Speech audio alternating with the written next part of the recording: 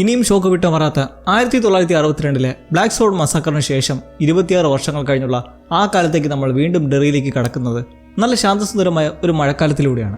അവിടെ ജാക്സൺ തെരുവോരത്തുള്ള ഒരു വീട്ടിലെ 2 സഹോദരന്മാർ, ബില്ലും ജോർജിയും. അനിയനെ ഏറ്റവും കൂടുതൽ സ്നേഹിക്കുന്ന ബില്ലി. ഇഷ്ടപ്പെടുന്നവർക്ക് വേണ്ടി അവൻ ഏത് എക്സ്ട്രീം വരെയും പോകാൻ റെഡിയാണ്. അനിയനായ ജോർജിയോ നല്ല സ്മാർട്ടായിട്ടുള്ള റിച്ചിനെ പോലെ ഒരു അടിപൊളി ചെക്കൻ. മഴയത്ത് അവന് പുറത്ത് കളിക്കാനായി ഒരു നല്ല പേപ്പർ ബോട്ട് ബില്ലി ഉണ്ടാക്കി കൊടുത്ത് അവനെ പുറത്തേക്ക് വിടുവാണ്. ഒരു മഞ്ഞ റെയിൻകോട്ടും ഇട്ട് ആ ഒഴിഞ്ഞ തെരുവിലൂടെ ഒഴുക്ക് വെള്ളത്തിൽ പേപ്പർ ബോട്ട് ഇട്ട് അത് ഒഴുകി പോകുന്നത് നോക്കി അങ്ങനെ കണ്ട് രസിച്ച് പിറകെ ഓടി. പക്ഷേ അതൊരു ഓടയിലേക്ക് വീട് പോകുന്നു. ജോർജ് വിഷമത്തോടെ അതെടുക്കാൻ പറ്റുമെന്ന് കുനിഞ്ഞു നിന്നങ്ങനെ വിഷമത്തോടെ നോക്കുമ്പോൾ അതാ 2 തിളങ്ങുന്ന കണ്ണുകൾ. ഗാംഭീര്യമുള്ള ഒച്ചയുമായി പെന്നിവൈസ് അവിടെ പ്രത്യക്ഷപ്പെടുകയാണ്. Pennywise the dancing clown. ആ പേപ്പർ ബോട്ടും കയ്യിൽ വെച്ച് കാട്ടി അയാൾ ജോർജിയോട് സംസാരിക്കുകയാണ്. പക്ഷേ അറിയാത്തവരുമായി മിണ്ടരുതെന്ന് ജോർജിക്കറിയാം. അതുകൊണ്ട് തന്നെ സ്വയം പരിചയപ്പെടുത്തി പെന്നിവൈസ് എന്ന വിദൂഷകനാണെന്നും സർക്കസ് മൊത്തം നശിച്ചതോടെ ഇപ്പോൾ ഈ അഴുക്കുചാലിനുള്ളിലായി വാസമെന്നും പറഞ്ഞ് കുട്ടിത്തമുള്ള സംസാരവും ചിരിയുമൊക്കെ ജോർജിയെ അടുപ്പിച്ച് സൗഹൃദത്തിലാക്കി അങ്ങനെ പോകാൻ ഒരുങ്ങുന്ന അവനോട് ആ പേപ്പർ ബോട്ട് വേണ്ടിയെന്ന് ചോദിച്ച് നീട്ടുവാണ്. അവൻ കൈ എത്തിക്കുമ്പോൾ ആ ക്ലൗൺ അത് വെട്ടിച്ചു മാറ്റുന്നു, ഒരു രസമെന്ന പോലെ. അങ്ങനെ വീണ്ടും കൈ നീട്ടുന്നതും വാ നിറയെ പല്ലുകളുമായി മുഖമാകെ മാറി കൈ കടിച്ചെടുക്കുമ്പോൾ അതപ്പോൾ വെറുമൊരു ക്ലൗൺ അല്ല. കൈ നീട്ടി അവനെ ചാലിനുള്ളിലേക്ക് വലിച്ചുകൊണ്ടുപോകുന്ന ഒരു രാക്ഷസനാണത്. ശാന്തസുന്ദരമായി കണ്ട ഡെറി ടൗൺ അപ്പോൾ ഒട്ടും സേഫ് അല്ല. പ്രപഞ്ചത്തിൽ എങ്ങു നിന്നോ ഒരു നക്ഷത്രത്തിനുള്ളിലായി ഭൂമിയിലേക്ക് പതിച്ച നീചശക്തി. ആ ശക്തി രൂപമെടുത്ത ഒരു വിദൂഷക രൂപമാണ് പെന്നിവൈസ് എന്ന് പറഞ്ഞ് മടുത്തു. എന്നാലും പറഞ്ഞേക്കാം, ആ രാക്ഷസൻ അപകടകാരിയായ പെട്ടെന്നൊന്നും നശിക്കാത്ത ഒരു കോസ്മിക് എൻറ്റിറ്റിയാണ്. ഇവിടുന്ന് 1 കൊല്ലം കഴിഞ്ഞുള്ള കാലത്തേക്ക് കടക്കുവാണ്. കുറച്ചുകൂടി വ്യക്തമായി പറഞ്ഞാൽ ബ്ലാക്ക് സ്പോട്ട് കൂട്ടക്കൊല കഴിഞ്ഞ് 27 വർഷത്തിന് ശേഷം. ഈ 27 കട്ടിക്ക് പറഞ്ഞതിന് ഒരു കാരണമുണ്ട്. ഡെറി ലോകത്തുള്ള നമുക്കെല്ലാം അതറിയാം. പുതുതായി എത്തിയിട്ടുള്ള ഒരു ബസ്മേക്കണ്ട, അത് നമുക്ക് വഴിയെ അറിയാം. അപ്പോൾ 1989 കടക്കുമ്പോൾ ജോർജി നാട്ടിലൊരു മിസ്സിംഗ് കേസായി തുടരുവാണ്. എന്തു പറ്റിയെന്ന് ആർക്കും കണ്ടുപിടിക്കാനായിട്ടില്ല. അവനെ കണ്ടുപിടിക്കാൻ ഏറ്റവും കൂടുതൽ പരിശ്രമിക്കുന്നത് തീർച്ചയായും ചേട്ടൻ ബില്ലി തന്നെ. സ്കൂളിൽ ബില്ലിക്ക് അത്ര വലിയ സൗഹൃദ വലയങ്ങളൊന്നും ഇല്ലെങ്കിലും നല്ല രസമുള്ള 3 പേരുണ്ട്: റിച്ചി, എഡ്ഡി, സ്റ്റാൻലി. റിച്ചി വാ തുറന്നാൽ ചെറ്റുവർത്തമാനമാണേലും ബില്ലിൻ്റെ ബെസ്റ്റ് ഫ്രണ്ടാണ്. പേര് കേൾക്കുമ്പോൾ നമുക്ക് വേറൊരു റിച്ചി ഓർമ്മ വരുന്നില്ലേ? മാർജ് റിച്ചിയുടെ ഓർമ്മയ്ക്കായി സ്വന്തം മകൻ റിച്ചി എന്ന് പേരിട്ടതാകുമോ ഇത്? ഈ റിച്ചിയുടെ അമ്മയുടെ പേര് മാർജി എന്ന പേരുമായി സാമ്യതയുള്ള ഒരു പേരാണ്, മാഗി. എന്തായാലും നമുക്ക് നോക്കാം. നെക്സ്റ്റ് എഡ്ഡി. കയ്യിൽ എപ്പോഴും പിൽസും ഇൻഹേലറൊക്കെ ആയിട്ട് നടക്കുന്ന ഒരു ദുർബലനാണ്. പിന്നെ സ്റ്റാൻലി യൂറിസ്. അവനൊരു ജൂത കുടുംബത്തിൽപ്പെട്ടതാണെങ്കിലും വിശ്വാസങ്ങളുടെ വലിയ താല്പര്യമൊന്നുമില്ല. സ്റ്റാൻലിയുടെ അച്ഛനെ പറ്റി പറഞ്ഞാൽ ചിലപ്പോൾ മനസ്സിലാവും, ഡൊണാൾഡ് യൂറിസ്. വെൽക്കം ടു ഡെറിയിൽ ജസ്റ്റ് ഒന്ന് കാണിച്ചിട്ടുണ്ട്. നമ്മുടെ ടെഡി ഇല്ലേ, ടെഡിയുടെ ചേട്ടനാണ് ഡൊണാൾഡ്. അങ്ങനെ ഇവർ 4 പേരും എപ്പോഴും ഒരു സെറ്റാണ്. കളിയാക്കലും വീട്ടിലുള്ള ജീവിത പ്രശ്നങ്ങളുമൊക്കെയുള്ള ഇവർ സ്വയം ഉണ്ടാക്കിയിട്ടുള്ള ഈ ഗ്യാങ്ങിന് ഒരു പേര് വിട്ടിട്ടുണ്ട്, ലൂസേഴ്സ് ക്ലബ്. തോൽവികളാണെന്ന് സ്വയം കരുതുന്നവർ. സ്കൂൾ വിട്ട് കറങ്ങാൻ കോറിയിലോ മറ്റോ പോകാമെന്ന് പറയുമ്പോഴും ബില്ലി അവരോട് എപ്പോഴും പോകാൻ നിർബന്ധിക്കുന്ന ഒരു പ്രദേശമാണ് ബാരൻസ്. ടൗണിൻ്റെ അഴുക്കുചാലുകളെല്ലാം കൂടിച്ചേർന്ന് അതിലെ വെള്ളവും മറ്റും പുറന്തള്ളുന്ന ഒരു പ്രദേശമാണ് ഈ ബാരൻസ് എന്നുള്ളത്. ബില്ലിയുടെ ഉദ്ദേശം വേറൊന്നുമല്ല, എങ്ങനെയും ജോർജിയെ കണ്ടെത്തണമെന്നതാണ്. കുട്ടികളെ കാണാവുന്ന സംഭവം ഇടയ്ക്കിടയ്ക്ക് ഉണ്ടാവാറുണ്ട് അവിടെ. ഇപ്പോൾ കുറച്ച് ആഴ്ചകൾക്ക് മുന്നേ ഇതുപോലെ കാണാതെ ഒരു പെൺകുട്ടി, ബെറ്റി. അവളുടെ മമ്മി സ്കൂളിൽ തന്നെ എപ്പോഴും വന്ന് വരുന്നോ എന്നുള്ള പ്രതീക്ഷയിൽ നോക്കി അങ്ങനെ നിൽക്കുവാണ്, പാവം. ഇനി നമുക്ക് ഇതുപോലെ 2 പേരെ കൂടി പരിചയപ്പെടാം. ബെവർലി. ബില്ലിനെ പോലെ തന്നെ വലിയ ഫ്രണ്ട്സൊന്നുമില്ല. ക്ലാസ്സിലുള്ളവരുടെ പരിഹാസവും ബുള്ളിങ്ങും ഒക്കെ കണ്ടും കേട്ടും അങ്ങനെ പോകുന്നു. ഈ ബെവർലിയോട് ഒരു ചെറിയ ക്രഷുള്ള ജിമിട്ടൻ ബെന്നും. ഈ ബെൻ കയ്യിലുണ്ടാക്കി കരുതിയിട്ടുള്ള ആ സംഭവം എന്താണെന്നറിയോ? അതാണ് വാട്ടർ ടവർ. മാത്യു മുതൽ മാർജ് വരെ എത്തി ആസ്വദിച്ച ആ സ്റ്റാൻഡ് പൈപ്പ്. വെറും അഹങ്കാരികളാണ് ഡെറിയിലെ മിക്ക പിള്ളേരും. അതിലൊന്നാണ് ഇവൻ, ഹെൻറി ബോവേഴ്സ്. വല്ലാത്ത കുത്തിക്കഴപ്പുള്ള ഒരു സോഷ്യോപാത്താണ്. അതുകൊണ്ട് ഈ ലൂസേഴ്സ് ഗ്യാങ്ങിനൊന്നും അവനെ കണ്ണെടുത്താൽ കണ്ടുകൂടാ. ബില്ലിക്ക് ചെറുതായിട്ട് വിക്കൊക്കെയുള്ള കൂട്ടത്തിലായതുകൊണ്ട് അത് വെച്ചും ഇമാർ കളിയാക്കാറുള്ളത് സ്ഥിരവും. ഹെൻറി ബോവേഴ്സിൻ്റെ അച്ഛൻ ഒരു പോലീസുകാരനാണ്, ഓസ്കാർ ബോവേഴ്സ്. മുത്തച്ഛൻ്റെ പേര് ക്ലിൻറ്റ് ബോവേഴ്സ്. നെറുകെട്ട ബോവേഴ്സ് കുടുംബത്തിലെ ഒടുക്കത്തെ കണ്ണിയാണിവൻ. വൻ സംഭവങ്ങളിലേക്ക് കടക്കും മുന്നേ ഇനി ഒരാളെ കൂടി പരിചയപ്പെടാനുണ്ട്. അവനൊരു അനാഥനാണ്. പേര് മൈക്ക് ഹാൻലൺ. ഹാൻലൺ. നമ്മളിപ്പോൾ ഡെറിയിൽ കാണുന്ന വില്ലിൻ്റെ മകനാണ് ഈ മൈക്ക് ഹാൻലൺ. എന്ന് വെച്ചാൽ മേജർ ലെറോയ് ഹാൻലൻ്റെ കൊച്ചുമകൻ. വർഷങ്ങൾക്ക് മുന്നേ വീട്ടിലുണ്ടായ തീപിടുത്തത്തിൽ അച്ഛനെയും അമ്മയും നഷ്ടപ്പെട്ട മൈക്ക് മുത്തച്ഛനോടൊപ്പം ഫാമിൽ ജോലി ചെയ്ത് കഴിഞ്ഞ് വരികയാണ്. കുറച്ചുകൂടെ ക്ലിയറായി പറഞ്ഞാൽ ബ്ലാക്ക് സ്പോട്ടിൽ നിന്ന് രക്ഷപ്പെട്ടെങ്കിലും വില്ല് മരിക്കുന്നത് തീപിടുത്തത്തിൽ തന്നെ. വീട്ടിലുണ്ടായ ഒരു ദുരൂഹ അപകടം. അച്ഛനുമായി മീൻ പിടിക്കാൻ പോയപ്പോൾ വന്ന ആ വിഷൻ, നീ എരിഞ്ഞു പൊള്ളുമെന്ന് പറഞ്ഞത് എത്ര സത്യമാണ്. സ്വന്തം പേരൻസ് തീയിൽ വെന്ത് മരിച്ചു കിടന്ന ആ കാഴ്ച ഇവൻ നേരിട്ട് കണ്ടതുകൊണ്ട് തന്നെ ആ ഒരു പേടിയും ട്രോമയും ഉള്ളിലുണ്ട്. ചില സമയങ്ങളിൽ പേടിപ്പിക്കുന്ന വിഷൻസും കാണുന്നുണ്ട്. കത്തിക്കരിഞ്ഞ കൈകളും രക്ഷിക്കുന്നു പറഞ്ഞ വല്ലറി വിളിക്കുന്നതായിട്ടൊക്കെ. മറ്റേ കുട്ടിയെ പോലെ മൈക്കിനും ഒരു പേടി സ്വപ്നമാണ് ഹെൻറി ബോവേഴ്സും ഗ്യാങ്ങും. ബുള്ളിങ് മാത്രമല്ല, നിറത്തിൻ്റെ കാര്യം വെച്ച് അവന് മൈക്കിനെ കാണുന്നത് ഇഷ്ടമല്ല. മൈക്കിൻ്റെ വിഷയത്തെക്കുറിച്ച് പറഞ്ഞില്ലേ, അതേപോലെ പലർക്കും ചില നേരങ്ങളിൽ അവരുടേതായ പേടിയുമായി ബന്ധപ്പെട്ട വിഷൻസ് ഉണ്ടാവാറുണ്ട്. അതിൻ്റെ എല്ലാം പിന്നിൽ പെന്നിവൈസ് എന്ന ഐഡന്റിറ്റിയുടെ അദൃശ്യ ശക്തിയാണ്. ആ ഡെറി ടൗണിലാകെ ഈ സ്വത്വത്തിൻ്റെ ഇൻഫ്ലുവൻസ് ഉണ്ട്. സ്റ്റാൻലിക്കും ഇതുപോലെ ചില വിഷൻസ് ഉണ്ടാവാറുണ്ട്. പള്ളിയിലിരിക്കുന്ന ഒരു വികൃതമായ ഫോട്ടോ ഉണ്ട്. കണ്ടാൽ തന്നെ പേടിയ വന്ന ഈ ഫോട്ടോ ഫ്രെയിമിലെ രൂപം നേരിട്ട് ചാടി വീണ് ഭയപ്പെടാൻ ശ്രമിക്കുന്ന തോന്നലൊക്കെ അവന് ഇടയ്ക്കിടയ്ക്ക് ഉണ്ടാവുന്നുണ്ട്. ബില്ലിയുടെ കാര്യം നോക്കിയാൽ അവൻ എപ്പോഴും ജോർജിയെ കണ്ടെത്താൻ ഓരോന്നോരോന്ന് സ്വന്തമായി ചെയ്യുന്നതിൽ അവൻ്റെ അച്ഛന് നല്ല എതിർപ്പുണ്ട്. അവൻ ഇനി തിരിച്ചു വരില്ല എന്ന് അക്സെപ്റ്റ് ചെയ്യാൻ ദേഷിച്ച് ബില്ലിയോട് പറഞ്ഞിറങ്ങി പോകുന്നെങ്കിലും പിന്തിരിയാൻ ഒരുക്കമല്ല അവന്. അങ്ങനെ വെക്കേഷൻ എത്തുന്നതോടെ ചുറ്റിക്കറങ്ങി കളിക്കാനെന്ന് പറഞ്ഞിറങ്ങി കൂട്ടുകാരുമായിട്ട് വേസ്റ്റ് ലാൻഡായ ബാരൻസിലേക്ക് എത്തി തിരിച്ചിലാണ്. സ്വാഭാവികമായും കൂടുതലുള്ള എഡ്ഡിക്കും സ്റ്റാൻലിക്കും റിച്ചിക്കും ഒന്നും ഇതിൽ വലിയ താല്പര്യമില്ല. കാരണം സമ്മർ ഹോളിഡേയ്സിൽ അടിച്ചു പൊളിക്കല്ലേ വേണ്ടത്. അല്ലാതെ ഓടയിലെ മലിനജലമെല്ലാം വന്നടിയുന്ന പ്രദേശത്ത് ഇങ്ങനെ നോക്കി വെറുതെ സമയം കളയുന്ന എന്തിന്? അനിയനെ തേടി നടക്കുന്ന ബില്ലിനോട് ഇത് ഡയറക്റ്റായിട്ട് പറയാനും വയ്യ. അങ്ങനെ ബാരൻസിലെ ഓടയുടെ കവാടം വഴി മെല്ലെ അകത്തേക്ക് കയറുന്ന വഴി ബില്ലി ഒരു ഷൂസ് കാണുന്നു. അത് ബെറ്റിയുടേതാണ്.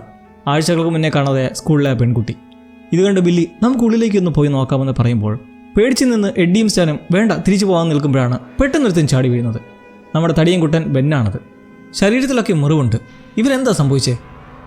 ബെൻ ലൈബ്രറിയിൽ ഇരുന്നതാണ്. വെക്കേഷനിലെ ടൈം പാസിനായി ഡെറിയുടെ പഴയ ചരിത്രത്തിൻ്റെ കുറേ ന്യൂസ് പേപ്പർ ക്ലിപ്പിംഗ്സ് ഒക്കെ നോക്കി സമയം കളയാമെന്ന് അങ്ങനെ ഇരിക്കുമ്പോൾ ഇവിടെ വെച്ച് ബേളിലേക്ക് കൊടുക്കാൻ വേണ്ടിയിട്ട് ഒരു പ്രണയ കവിതയൊക്കെ എഴുതുന്നുണ്ട്. നിന്റെ മുടി വിൻ്റർ ഫയർ പോലെയാണെന്നൊക്കെ പറഞ്ഞിട്ട്. Winter fire. അങ്ങനെ ഹിസ്റ്ററി ബുക്ക് മറിക്കുമ്പോൾ അത്ര രസമുള്ള കാര്യങ്ങളല്ല അതിൽ ബെൻ കാണുന്നത്. 1908 ഈ നാട്ടിൽ നടന്നിട്ടുള്ള ഒരു വൻ അപകടം. കിച്ചണർ അയൺ വർക്ക്സ് എന്ന സ്റ്റീൽ കമ്പനിയിലെ പൊട്ടിത്തെറി. അതേ ദിവസം ഫാക്ടറിയുടെ ഓണേഴ്സ് നടത്തിയ ഈസ്റ്റർ എഗ് ഹണ്ടിൽ പങ്കെടുക്കാനെത്തിയ കുറേ കുട്ടികൾ അവിടെ വെച്ച് മരണപ്പെട്ടിരുന്നു. 88 പിള്ളേരുൾപ്പെടെ 108 പേര് മരിച്ചു. ഒരു കുട്ടിയുടെ തല കണ്ടെടുത്തത് കുറച്ച് ദൂരമുള്ള മരത്തിൻ്റെ മുകളിൽ നോക്കിയായിരുന്നു. ഈ വാർത്തയും ഫോട്ടോയൊക്കെ കണ്ട് പേടിച്ച് ടെൻഷനായി ബുക്ക് അടയ്ക്കുന്നതും പിറകിലായി ഒരു റെഡ് ബലൂൺ കാണുവാണ് ബെൻ. അത് ഫോളോ ചെയ്തു പോകുമ്പോൾ കാണാം ഒരു മുട്ട ഇരിക്കുന്നു. ഈസ്റ്റർ എഗ് ഹണ്ട് ഗെയിം പോലെ അങ്ങനെ വെച്ചിരിക്കുകയാണ്. ആ രസത്തിൽ ബെൻ ഫോളോ ചെയ്ത് അങ്ങനെ എത്തുന്നത് ലൈബ്രറിയുടെ ഗ്രൗണ്ട് ഫ്ലോറിലും. മൊത്തം ഇരുട്ട്. അങ്ങനെ നിൽക്കെ കാണാം ആരും നടന്നു വരുന്നു. നോക്കുമ്പോൾ തലയില്ല. ബുക്കിൽ കണ്ട ചെക്കൻ്റെ ബാക്കി ശരീരമാണ്. ബെൻ പിന്നൊന്നും നോക്കാതെ പേടിച്ചോടുന്നതിനിടയ്ക്കൊന്ന് തിരിഞ്ഞു നോക്കുമ്പോൾ പെന്നിവൈസ് അവനെ ശാപ്പിടാനായിട്ട് വശീകരിച്ച് എത്തിച്ചതാണ്. പക്ഷേ കൃത്യസമയത്ത് ഡോൺ അമ്മായി വരുന്നതോടെ അവൻ രക്ഷപ്പെട്ട ഭാഗ്യത്തിന്. പിന്നൊട്ടും നിൽക്കാതെ പുറത്തേക്ക് ഇറങ്ങുമ്പോൾ അടുത്ത ഗുരു ഹെൻറി ബോവേഴ്സ് അവനും കൂട്ടുകളിലും ചേർന്ന് ഒരു കാര്യമില്ലാതെ പിടിച്ചുകൊണ്ട് പോകുന്നത് കിസ്സിംഗ് ബ്രിഡ്ജിനടുത്തേക്കും. മനോഹരമായി ലവേഴ്സിനെ പണിഞ്ഞു വെച്ചിരിക്കുന്ന ബ്രിഡ്ജ്. കൂടുതൽ അറിയാൻ നമ്മുടെ welcome to Derry opening credits break down നോക്കിയാൽ മതി. ഈ ഹെൻറി ആരെ മൂക്കിടിച്ച് ചോര എടുത്തിച്ച് നിൽക്കെ അതുവഴി കാറിൽ ഒരു കപ്പൽ കടന്നു പോകുന്നതിലും അവർ ഈ കാണുന്ന ഒന്നും ഒരു കാര്യമായിട്ട് എടുക്കാതെ അങ്ങനെ അങ്ങ് പോവാണ്. ഡെറി ടൗണിലെ എല്ലാ എണ്ണത്തെയും നിയന്ത്രിച്ച് വെച്ചിരിക്കുകയാണ് ഈ Pennywise the dancing clown. Henry ഒരു കത്തിയെടുത്ത് ബെന്നിൻ്റെ വയറ്റിൽ പോറിക്കുന്നതോടെ വിഷയമായി ഒരു ചവിട്ട് വെച്ചു കൊടുത്ത് പാലത്തിൽ നിന്ന് വീണ് ജീവനം കൊണ്ട് ഓടുന്ന വഴിക്ക് എത്തിയതാണ് ഇപ്പോൾ ബില്ലിനും സംഘത്തിനും മുന്നിൽ. വയറ് മുറിഞ്ഞിരിക്കുന്നത് കണ്ട് അവരപ്പോൾ തന്നെ അവനെ ടൗണിലേക്ക് കൊണ്ടുപോകുമ്പോൾ ഇതിനിടയ്ക്ക് പിറകെ പിടിക്കാനോടിയ ഹെൻറിക്കും സംഘത്തിനും മിസ്സായത് ആ കത്തി അവൻ്റെ കയ്യിൽ നിന്ന് പോയപ്പോഴാണ്. അച്ഛനെ പേടിയാണ് ഹെൻറിക്ക്. കത്തി പോയ കാര്യം അങ്ങനെയാണോ അറിഞ്ഞാൽ പിന്നെ അത് മതിയെന്ന് അവനത് തരാൻ നിന്നിട്ട് ബെന്നിനെ പിടിക്കാനായിട്ട് രണ്ടുപേരെ പറഞ്ഞു വിടുന്നു. അതിലൊരുവൻ പാട്രിക്. അവൻ നടന്ന് ഒരഴുക്ക് ചാലിൻ്റെ ഓപ്പണിങ്ങിൽ നിൽക്കെ ഉള്ളിൽ തട്ടുമുട്ടും കേട്ട് ബെന്നാണെന്ന് കരുതി ലൈറ്റും കത്തിച്ചുകൊണ്ട് പോകുമ്പോൾ ആരൊക്കെയോ നിന്ന് അവനെ പേര് വിളിക്കുന്ന പോലെ. നോക്കുമ്പോഴോ കുറേ പിള്ളേർ മുറിഞ്ഞഴുകി വികൃതമായി നിൽക്കുന്നു. ഞെട്ടിത്തെറിച്ചോടുന്ന പാട്രിക് ചെന്നെത്തുന്നത് ഒരു ഡെഡ് എൻഡിലേക്ക്. നമ്മുടെ ലിലിയെ പോലെ സ്റ്റക്കായി നിൽക്കുമ്പോൾ ഒരു ബലൂൺ ഐ ലവ് യു ഡെറി എന്ന് പറഞ്ഞിട്ട് തൊട്ടു പിറകിലായി പാട്രിക്കിനെ പെന്നിവൈസ് വിഴുങ്ങിയിരിക്കുകയാണ്. ബെന്നിനെ എന്തായാലും ടൗണിലെ ഒഴിഞ്ഞൊരു എടുത്തുകൊണ്ട് നിർത്തി റിച്ചിയെ നോക്കാൻ ഏൽപ്പിച്ച് മറ്റേ 3 പേരും കൂടി മെഡിക്കൽ സ്റ്റോറിലേക്ക് വെച്ച് പിടിക്കുന്നു. ബാൻഡേഡും ഫസ്റ്റ് എയ്ഡ് കിറ്റുമൊക്കെ മേടിക്കാൻ. കീൻസ് ഫാർമസി ഡെറിയിൽ ജനിച്ചു വളർന്ന കീനിൻ്റെ സ്വന്തം മെഡിക്കൽ സ്റ്റോറാണ്. അവിടെ തന്നെ ബെവർലി നിൽപ്പുണ്ട്. അവളൊരു സാനിറ്ററി പാഡും എടുത്ത് പരിങ്ങി വരുമ്പോഴാണ് ഇവർ മുന്നിൽ നിൽക്കുന്നത്. ഇരുകൂട്ടരും പരങ്ങി നിൽക്കുകയാണ്. കാരണം ബില്ലിനും ടീമിനും മരുന്ന് മേടിക്കാനുള്ള പൈസ തികച്ചില്ല, കമ്മിയാണ്. ഒരേ സ്കൂളായതുകൊണ്ട് ഇവർക്കറിയാം പരസ്പരം, വലിയ സംസാരമൊന്നും ഇല്ലെങ്കിലും. ഇതിന് ബെവർലി കണ്ടെത്തുന്ന ഒരു വഴി എന്താണെന്ന് വെച്ചാൽ ഫാർമസിയിലെ കീൻ ഒരു പഞ്ചാരിയാണ്, ഒലിപ്പീര കക്ഷി. ബെവർലി എന്നിട്ട് അയാളുടെ കുഴഞ്ഞാടി ഒരു ഡിസ്ട്രാക്ഷൻ ഉണ്ടാക്കുന്ന തക്കത്തിന് ചെക്കന്മാർ അവിടുന്ന് മെല്ലെ പൈസ കൊടുക്കാതെ എസ്കേപ്പ് ആവുന്നു. അങ്ങനെ ബെന്നിൻ്റെ മുറിവ് വെച്ച് കെട്ടവേ ആരെങ്കിലും വരുന്നത് നോക്കി നിൽക്കുന്ന ബില്ലി ബെവർലി വരുന്നത് കണ്ട് ആ ഒരു കാഴ്ച കണ്ട് അങ്ങനെ ലീഡ് നിൽക്കുവാണ്. ബെന്നിനെ ഇവൾക്കറിയാലോ, നമ്മൾ മുന്നേ കണ്ടതല്ലേ. എന്താ പറയുന്നൊക്കെ തിരുക്കി ഇത് ഹെൻറി പറ്റിച്ച് പണിയാണെന്ന് അറിഞ്ഞ ശേഷം പരിചയപ്പെട്ട് പോകാൻ നേരം ബില്ലി അടുത്ത ദിവസം കോറിയയിലേക്ക് പോകുന്നുണ്ടെന്നും വരുന്നതെന്നും ചോദിച്ചു വിളിക്കുന്നു. അവളൊന്നും പറയാതെയാണ് പോയിരിക്കുന്നത്. പക്ഷേ ഈ ബേർലി പുറമെ ഇങ്ങനെയൊക്കെ ഒരു ഫ്രീ ടൈപ്പ് ആണെങ്കിലും അവളുടെ ജീവിതം വളരെ വളരെ മോശമാണ്. അമ്മയില്ലാത്ത മകളെ ചേർത്ത് പിടിക്കേണ്ട അച്ഛൻ തന്നെയാണ് ബേർലിയുടെ ഏറ്റവും വലിയ വില്ലൻ. ലൈംഗിക ചൊവ്വയുടെ മകളെ കാണുന്ന ഒരു നീചനാണ്. അയാൾ അവളുടെ മുടിയൊക്കെ മണപ്പിക്കുന്നതിൻ്റെ വെറുപ്പിലാണ് അവൾ നീട്ടി വളർത്താത്തത് പോലും. ബെവർലിയുടെ അമ്മയ്ക്ക് എന്താണ് പറ്റിയത്? നിങ്ങൾ പറ. ചെക്കന്മാരാകട്ടെ പറഞ്ഞ പോലെ അണ്ടർവെയർ വിട്ട് കോറിയിലെ കുളത്തിൽ ചാടാൻ നിൽക്കുവാണ്. അതിന് മുന്നേ ഒരു കളിയുണ്ട്, ആരേറ്റവും ദൂരത്തിൽ തുപ്പുന്നു നോക്കുന്ന കളി. എന്ത് പറയാൻ, ഇവന്മാരെയൊക്കെ എങ്ങനെ കഴിച്ചു വിട്ടേക്കുക. ക്ഷണം സ്വീകരിച്ചിരിക്കുന്നു. ബെവർലിയും അവിടേക്കെത്തി ആദ്യം തന്നെ എടുത്തു ചാടി. അങ്ങനെ ബില്ലിയുടെ കൊച്ചു സംഘം മെല്ലെ വലുതായിക്കൊണ്ടിരിക്കുകയാണ്. കുളത്തിൽ നീന്തിയും അറുമാദിച്ചുമൊക്കെ കുറേ ടൈം സ്പെൻഡ് ചെയ്തും ആരുടെയൊക്കെ കാലിൽ ആമ വന്ന് ഒരസിപ്പോയി. അങ്ങനെ കരയ്ക്ക് കയറി റെസ്റ്റ് എടുക്കുമ്പോൾ ഒരു സംഭവം നമ്മൾ കാണുവാണ്. പുരുഷ കേസരികളെല്ലാം ബെവർലിയെ നോക്കി ആസ്വദിക്കുന്നതല്ല. ഈ ബെൻ വായിക്കാൻ നല്ല താല്പര്യമുള്ള കൂട്ടത്തിലായതുകൊണ്ട് ഡെറിയുടെ ചരിത്രശേഖരങ്ങൾ കുറേയൊക്കെ ലൈബ്രറിയിൽ നിന്ന് കളക്ട് ചെയ്ത് എടുത്തിരുന്നു. ഒരു വിനോദത്തിന് വേണ്ടിയാണ്. പക്ഷേ ഡെറിയുടെ ഹിസ്റ്ററി ഒന്നും ശരിയല്ല. രാജ്യത്തിൻ്റെ ആവറേജ് വെച്ച് നോക്കുകയാണെങ്കിൽ പോലും ഏറ്റവും കൂടുതൽ മിസ്സിംഗ് കേസ് ഉണ്ടാകുന്ന ഒരു സ്ഥലമാണ് ഈ ഡെറി. അതും മുഖ്യமாக കുട്ടികളെയാണ് കാണാതാവുന്നത്. ഇവിടെ നടന്നിരിക്കുന്ന വൻ ദുരന്തങ്ങളിലൊന്നിൻ്റെ ന്യൂസ് പേപ്പർ ഫോട്ടോ കണ്ടിട്ട് സ്റ്റാൻ ചോദിക്കുന്നുണ്ട്, എന്താണ് ഈ ബ്ലാക്ക് സ്പോട്ട് ദുരന്തമെന്ന്? എന്താ അത്? 1962 വേര് പിടിച്ച വെള്ളക്കാരുടെ ഒരു വർഗീയ ആക്രമണം. ഒരു ഷെഡ് മൊത്തം കത്തിച്ച് ചുട്ടഴിച്ച വഴിക്ക് നമ്മുടെ റിച്ചിയും പോയി പാവം. കൂടാതെ മറ്റു 2 ദുരന്തം അയൺ വർക്ക്സ് എക്സ്പ്ലോഷനും പിന്നെ ബ്രാഡ്ലി ഗാങ് മസാക്കറും. 1935 ഡെറിയിലെ ജനങ്ങൾക്ക് ഹാലിളകി 2 ഗ്യാങ്സ്റ്റേഴ്സിനെ കൊന്ന ഡെറിയുടെ ചരിത്രത്തിൽ തന്നെ ഏറ്റവും വയലൻ്റ് ആയിട്ടുള്ള ദുരന്തം. ഈ ബ്രാഡ്ലി ഗാങ് മസാക്കർ ചില പോസ്റ്റേഴ്സാണ് മുന്നേ ബെന്നും റിച്ചിയും നിന്നപ്പോൾ പിറകിലെ ഭിത്തിയിലായി കണ്ടത്. ഡെറിയെപ്പറ്റി കൂടുതൽ അറിയണമെന്ന് ചോദിച്ച് ബെൻ അങ്ങനെ ഇവരെല്ലാം അവൻ്റെ വീട്ടിലേക്ക് കൊണ്ടുപോകുമ്പോൾ ചെക്കൻ നല്ല തല പൊകിക്കുന്ന സ്വഭാവക്കാരാണെന്ന് അവൻ്റെ മുറി കണ്ടു തന്നെ മനസ്സിലാക്കുന്നതോടൊപ്പം ഡെറി എന്ന ഈ ടൗൺ എങ്ങനെ ഉണ്ടായി എന്നതിനെക്കുറിച്ചും അവൻ്റെ അറിവുകൾ പങ്കുവയ്ക്കുന്നു. പണ്ട് ഈ ഡെറി എന്നത് ബീവർ എന്ന എലിവർഗത്തിൽപ്പെട്ട മൃഗങ്ങളെ പിടികൂടാനുള്ള ഒരു താവളമായിരുന്നു. 91 പേർ ഒരുമിച്ച് ഒരു പ്രമാണം ഒപ്പിടിച്ചതിലൂടെയാണ് ഈ ഡെറി ഒരു ടൗണായി എസ്റ്റാബ്ലിഷ് ആകുന്നത്. എന്നാൽ പിന്നീട് സംഭവിച്ചതോ, തുടർന്നുണ്ടായ മഞ്ഞുകാലത്ത് ഒരു ദിവസം ഈ 91 പേരെയും ഒരുമിച്ച് കാണാതായി. എന്തുണ്ടായെന്ന് ആർക്കും ഇതേവരെ അറിയില്ല. ചിലർ ഇതെല്ലാം ഡെറിയിലെ തന്നെയുള്ള ഇന്ത്യൻ കമ്മ്യൂണിറ്റി നടത്തിയ എന്തോ ആക്രമണം മൂലമാണെന്ന് വിശ്വസിച്ചു. പക്ഷേ ഒരറ്റാക്ക് നടന്നതിൻ്റെ യാതൊരു ലക്ഷണവും അവിടെ എങ്ങും ഇല്ലായിരുന്നു. അന്ന് ആകെ കിട്ടിയ തെളിവുകൾ ഇവരുടെയൊക്കെ വസ്ത്രങ്ങളുടെ ശേഷിപ്പുകളും. അതെല്ലാം അവിടെ ഇവിടെ കിടന്ന് കൊണ്ട് എത്തിച്ചത് ഒരു വെൽ ഹൗസിനടുത്തേക്കും. വെൽ ഹൗസ് ഏതാണെന്ന് മനസ്സിലായല്ലോ, നെയ്ബോർഡ് സ്ട്രീറ്റിലെ ആ ഹോണ്ടഡ് ഹൗസ്. പെന്നിവിടെ ഇത്രയൊക്കെ പറയുന്നുവെങ്കിലും ഇതെല്ലാം കേൾക്കുമ്പോൾ തോന്നുന്നത് തീർച്ചയായും പെന്നിവൈസിൻ്റെ കളികൾ തന്നെ, അല്ലാതെ ഇന്ത്യൻസിനെ ഒന്നുമല്ല. ഒരുപക്ഷെ ഡെഡ്ലൈസിലൂടെ ആ 91 പേരെയും കുടുക്കിയതായിരിക്കാം, അല്ലെങ്കിൽ കൊന്നു തിന്നതുമാകാം. എന്തായാലും ബെന്നിൻ്റെ സംസാരം കേൾക്കുന്ന ബില്ലിക്ക് ഈ വെൽ ഹൗസ് എവിടെയാണെന്നറിയാൻ താല്പര്യം ജനിക്കുന്നതിൻ്റെ കാരണം വേറൊന്നുമല്ല, അനിയൻ ജോർജി തേടി അങ്ങോട്ടേക്കും പോകാമെന്ന് വെച്ചിട്ടാണ്. അങ്ങനെ വെക്കേഷനൊക്കെ കഴിഞ്ഞ് വീണ്ടും സ്കൂൾ തുറന്ന് കുറച്ചുനാൾ വലിയ കുഴപ്പമൊന്നുമില്ലാതെ പോയി. പിന്നെ അങ്ങോട്ട് ഈ ലൂസേഴ്സിലെ ഓരോരുത്തർക്കും ഓരോ വിഷൻസ് വരാൻ തുടങ്ങുവാണ്. നമ്മുടെ എഡ്ഡി ക്ലാസ് കഴിഞ്ഞ് നെയ്ബോൾ സ്ട്രീറ്റിലുള്ള ആ പറഞ്ഞ വെൽ ഹൗസിനടുത്തൂടെ നടന്നു പോകുമ്പോൾ ഹോണ്ടഡ് ഹൗസ് എന്ന് നാട്ടുകാർ പറയുന്നതുകൊണ്ട് തന്നെ പേടിച്ചാണ് അവൻ പോകുന്നത്. ടെൻഷൻ കയറി ഒരു പില്ല് കഴിക്കാനെടുത്ത് തറയിൽ വീണ് എടുക്കാൻ നോക്കുമ്പോഴോ വികൃതമായ കുഷ്ഠരോഗി എഡ്ഡി ഇട്ട് ഓടിച്ച് വെൽ ഹൗസിൻ്റെ കോമ്പൗണ്ടിലേക്ക് കയറ്റുന്നതോടെ പേടിച്ചു നോക്കുമ്പോൾ അവിടെ പെന്നിവൈസ് ക്ലൗൺ നിൽക്കുന്നു. അടുത്ത് കയറാൻ പറഞ്ഞ് രൂക്ഷമായി ചിരിക്കുന്നുണ്ട്. അവൻ പേടിച്ചോടുമ്പോൾ വില്ലിക്കുണ്ടാകുന്ന വിഷനാകട്ടെ ജോർജിയുടേത്. വീട്ടിൽ മകൻ്റെ നഷ്ടപ്പെടാനുള്ള വേദനയിൽ നിന്ന് ഇനിയും മുക്തമായിട്ടില്ല ബില്ലിയുടെ പേരൻസ്. ജോർജിയുടെ മുറിയിൽ ലൈറ്റ് കണ്ടാണ് അവൻ അവിടേക്ക് പോയിരിക്കുന്നത്. പെട്ടെന്ന് ആരോ എത്തി നോക്കുന്ന നിഴല് കണ്ട് അതിൻ്റെ കാൽപ്പാട് പിന്തുടർന്ന് ബേസ്മെൻറ്റിലേക്ക് എത്തുമ്പോൾ അവിടെ മൊത്തം വെള്ളം. നോക്കുമ്പോൾ ജോർജി ആ പോയ പോലെ അവിടെ ഒളിച്ചിരുന്ന് ചേട്ടനോട് ക്ഷമ ചോദിക്കുവാണ്. അടുത്തേക്ക് വരാൻ വിളിച്ചങ്ങനെ നിൽക്കെ വെള്ളത്തിൽ നിന്ന് പെന്നുവൈസം പ്രത്യക്ഷപ്പെട്ട് അടുത്തേക്ക് ഇഴച്ചു വരുന്നതോടെ അവനോട് രക്ഷപ്പെടുന്നു.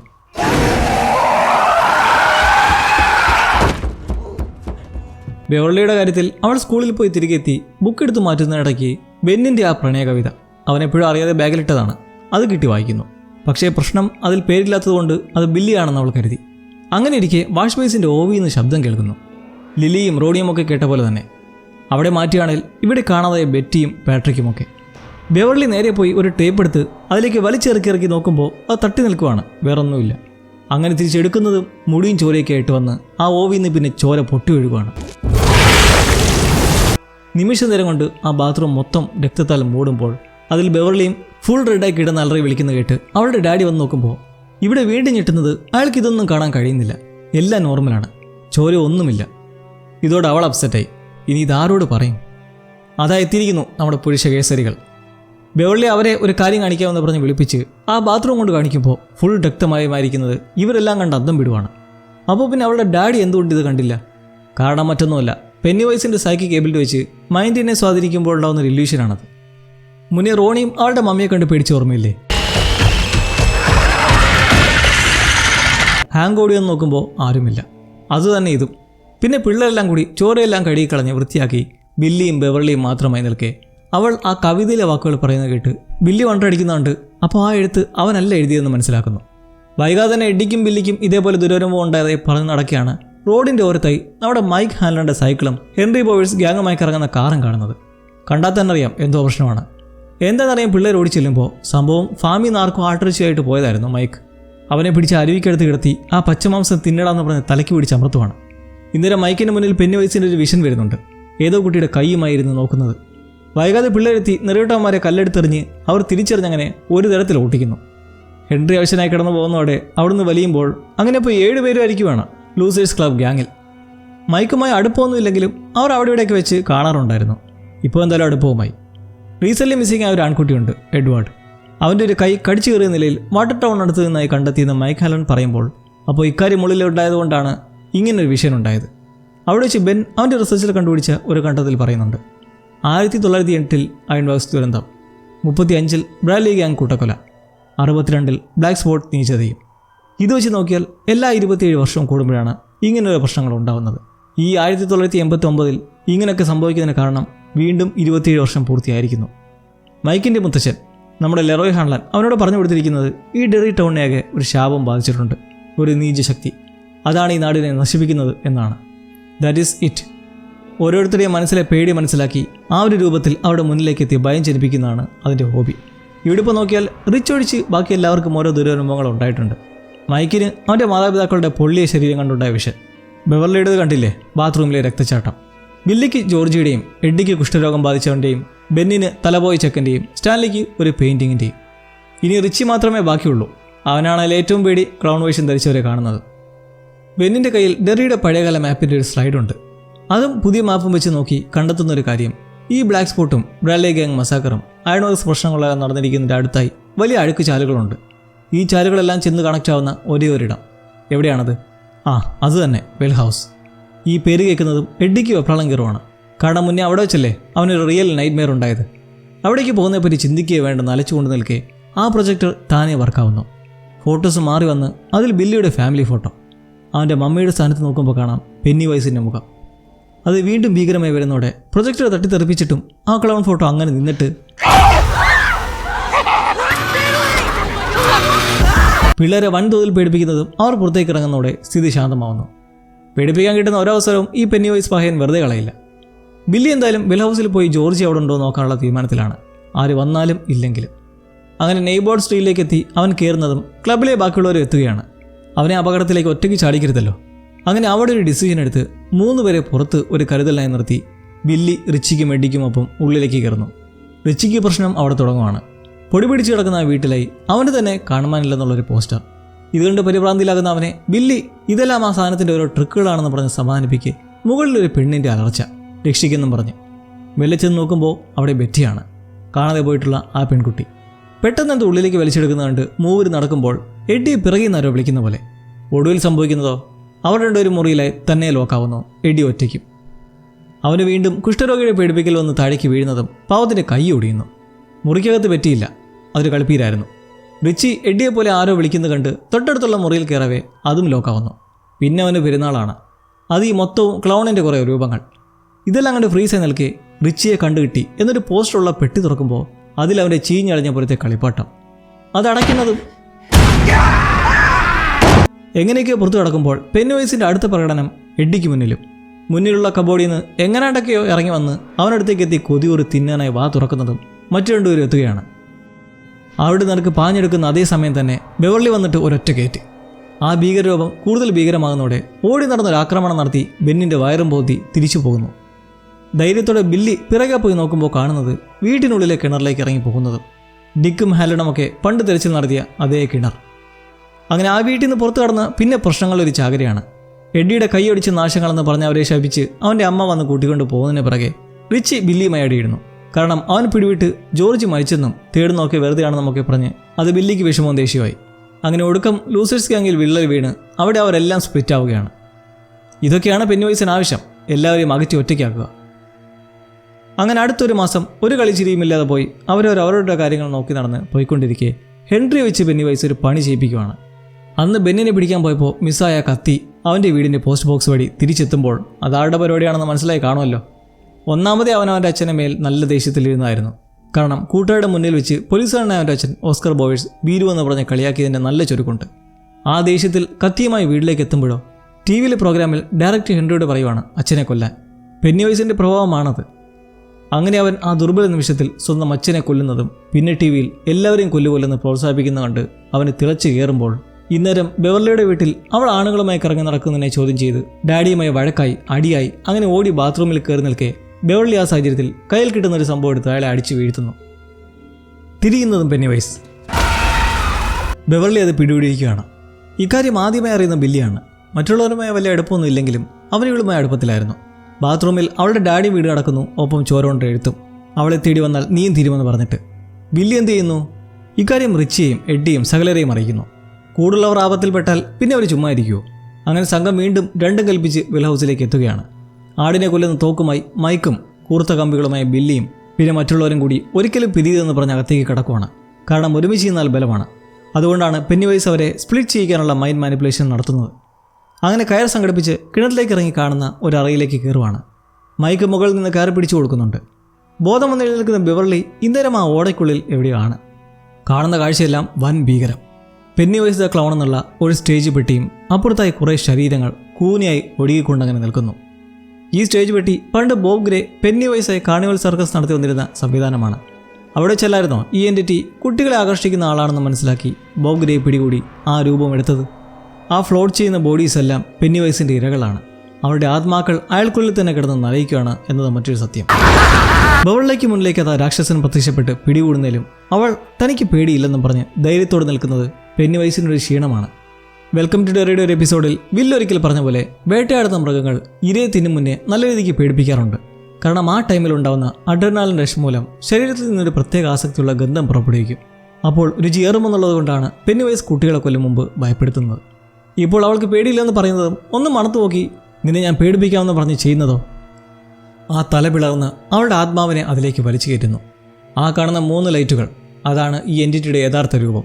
റെഡ് ലൈറ്റ്സ് എന്ന് പറയുന്ന ആ പ്രകാശത്തിലേക്ക് അവളുടെ ആത്മാവും കയറുന്നതോടെ ബെവർലിയുടെ കണ്ണ് വെള്ളയെ മാറുന്നു. ഭ്രാന്ത് പിടിച്ച ഹെൻറി ഇവരൊക്കെ ഇവിടെ ഉണ്ടെന്ന് മനസ്സിലാക്കി എല്ലാറ്റിനെയും കൊല്ലാനായി എത്തി മൈക്കിനെ ആക്രമിക്കുന്നു. അവനുമായി നടക്കുന്ന മൽപ്പിടുത്തത്തിൽ ഹെൻറിയെ കിണറിലേക്ക് തള്ളിയിട്ട് കൊല്ലുമ്പോൾ മുകളിലെ അടിപിടിയിട്ട് എന്താ നോക്കുന്ന ഗ്യാങ്ങിൽ നിന്നും സ്റ്റാൻലി വിട്ടുപോയിരുന്നു. അവന് തിരക്ക് മൈക്കുമെത്തി അങ്ങനെ ഗ്യാങ് ഒരുമിച്ച് ചെന്നെത്തുമ്പോഴോ ആ ഫോട്ടോയിലെ ഭയാനക രൂപത്തിലെത്തി പെന്നിവൈസ് അവനെ കടിച്ചു കൊല്ലാൻ ഒരുങ്ങുന്നു. ഇവരെ കാണുന്നതും അത് പിൻവാങ്ങുന്നതിന് പിറകെ സ്റ്റാൻലി രക്ഷപ്പെടുമ്പോൾ ജോർജിയുടെ രൂപമെടുത്ത് ബില്ലിയെ വശീകരിച്ച് കൊണ്ടെത്തിക്കുന്നത് ആ ശരീരങ്ങൾ കുമിഞ്ഞുകൂടി നിൽക്കുന്നിടത്തേക്കാണ്. ബെവർലിയും അവിടെ അങ്ങനെ ഫ്ലോർ ചെയ്ത് നിൽക്കുന്ന കണ്ട് താഴേക്ക് ഇറക്കാൻ ശ്രമിക്കുമ്പോൾ പക്ഷേ ജോർജ് അവിടെ തന്നെ ഒളിച്ചു കളിക്കുവാണ്.